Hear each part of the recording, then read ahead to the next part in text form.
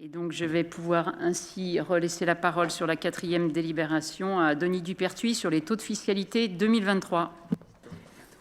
Oui, donc chers collègues, donc conformément donc au débat d'orientation budgétaire qu'on avait eu, puis au budget qu'on a voté en décembre dernier, ce soir il vous est proposé donc de voter les taux de fiscalité pour cette année et de les maintenir, donc sans augmentation, malgré, vous le savez, l'inflation, les demandes légitimes pour les ressources humaines, les richesses humaines qu'on a dans notre agglomération et la montée en puissance d'un certain nombre de nos dispositifs.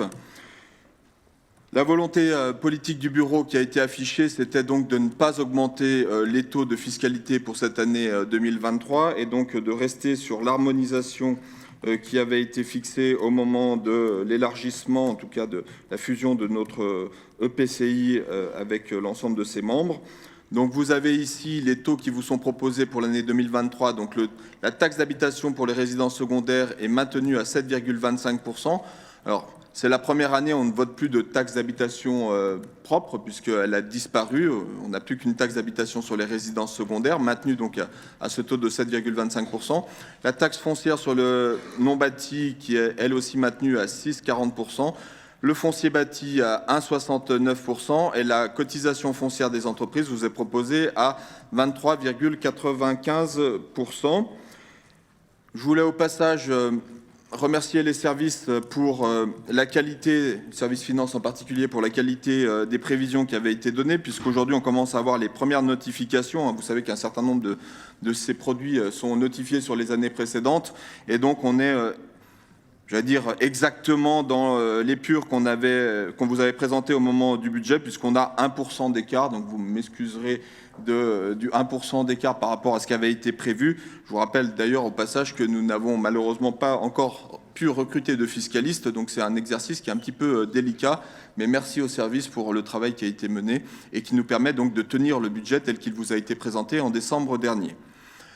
Sur l'autre taux qui vous est proposé de voter ce soir, c'est la TOM, donc la taxe d'enlèvement des ordures ménagères. Donc on vous propose de maintenir le taux pivot à 7,08%. Vous savez qu'on s'était fixé un horizon de 9 ans pour chacun partant de ces taux initiaux pour arriver à une harmonisation.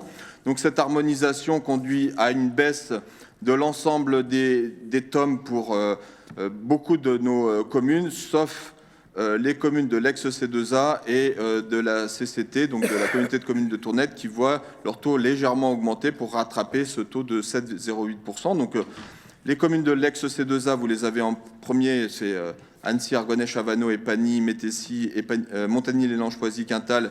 Et bien pour cette année, le taux est porté à 6,89%, donc en légère hausse.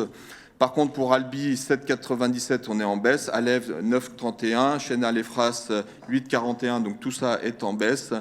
Chapéry, 7,94. Cusy, 7,99. Gruffy, 8,56.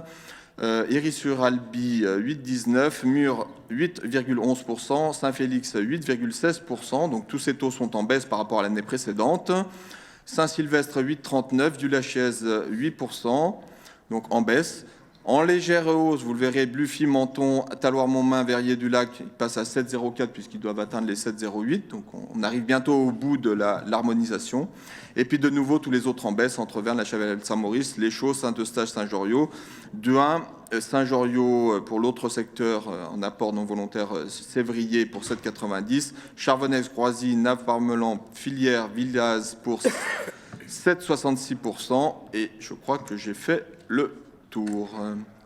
Voilà pour les taux. Donc, merci encore à l'ensemble des élus. Merci aux services pour d'abord le vote du budget qui nous permet de proposer ce soir, dans des périodes difficiles pour un certain nombre de nos concitoyens, quand même, de ne pas augmenter les taux de fiscalité. Alors certes, les taxes vont augmenter par le biais de l'augmentation des bases votées par le Parlement. Donc oui, la facture à la fin va augmenter.